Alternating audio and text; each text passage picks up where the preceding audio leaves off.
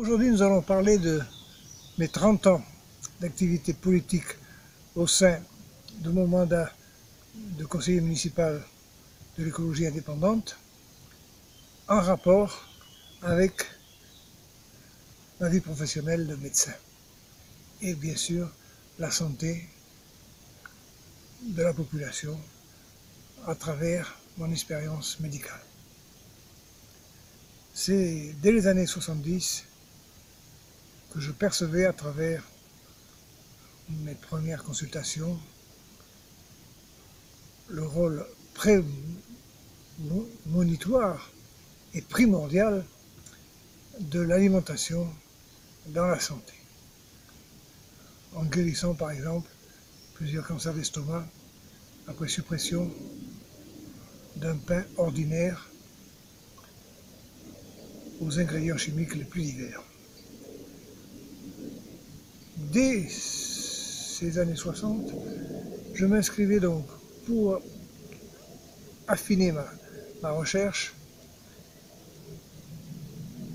et travailler sur le terrain à la mutualité sociale agricole en tant qu'agriculteur. Et je débutais à l'époque mon premier jardin biologique.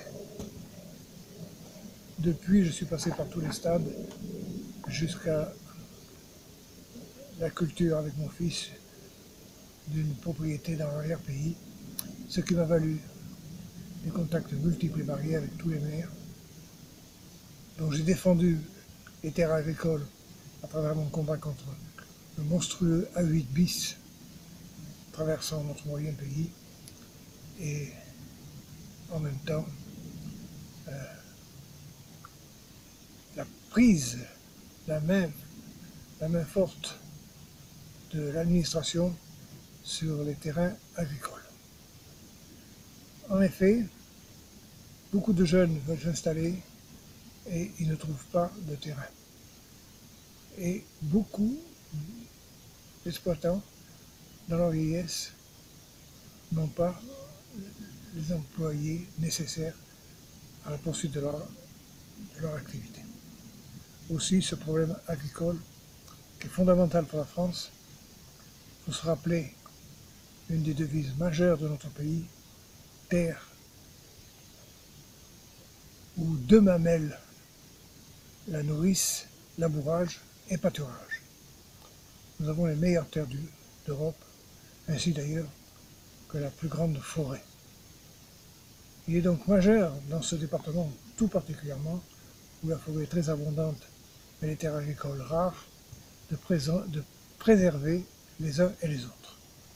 Et si vous me donnez votre confiance avec ma fille qui sera présente à Paris, nous serons toujours à la pointe du combat pour préserver ces deux piliers, non seulement de la santé, mais de l'économie. Alors que faire? Eh bien d'abord, ce qu'avaient envisagé les gouvernements précédents, préserver les terres agricoles et bien sûr le terrain inondable aussi. Et c'est ce que j'ai fait en 1994 en faisant publier les décrets de préservation des terres agricoles.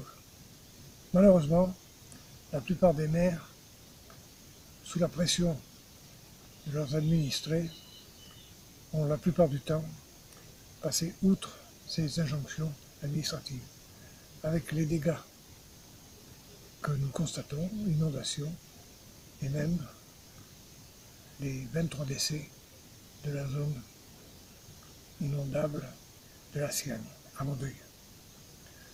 Il est donc d'une extrême urgence que des candidats comme moi, qui ont l'expérience et les solutions, puissent être près des manettes de commande de la France pour en diriger l'avancée et la réforme. Aussi, c'est près des associations qui mettent en place des circuits courts, c'est près des jeunes agriculteurs qui se lance dans l'agriculture biologique, qui est à la fois le respect de la terre, mais aussi le respect de la santé des consommateurs, qu'aujourd'hui, avec l'exemple du film que je vous conseille de voir demain, où nous sont exposés tous les moyens pour la population de se regrouper en association pour pouvoir faire avancer les réformes dans le bon sens. Aujourd'hui, je suis sollicité pour des implantations de grandes surfaces. J'y répondrai en disant que tout peut être bon ou tout peut être mauvais suivant comment nous les utilisons. Si les grandes surfaces mettent en place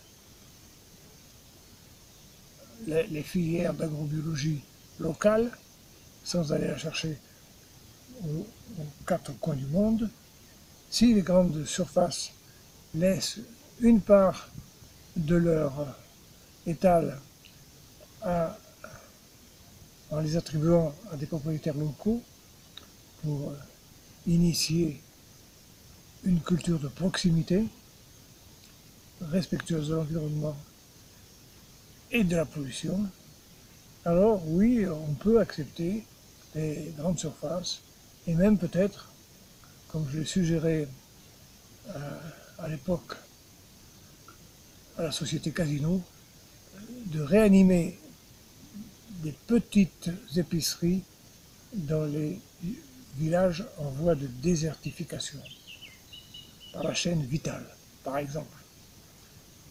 C'est un exemple qu'il faudrait reproduire, parce que le gros problème aujourd'hui, c'est en effet de réhabiliter les petits villages en recréant des maisons de santé, un circuit de proximité de production agricole et de petit artisanat. Tout cela, pendant plus de 30 ans, nous l'avons vécu au quotidien, sur le terrain, et nous sommes prêts, avec vous, à le mettre en place avec un gouvernement qui voudra en prendre la responsabilité. Car peu de gouvernements, et on peut dire même pas du tout, malgré des verts, une classe politique verte inopérante, n'ont fait progresser ce problème des territoires désertifiés qu'il faut revivifier avec l'agriculture bien sûr, mais aussi avec les 5 énergies nouvelles dont nous parlerons dans un prochain entretien avec vous. J'attends toujours bien sûr vos questions qui commencent à nous parvenir. Merci et à demain.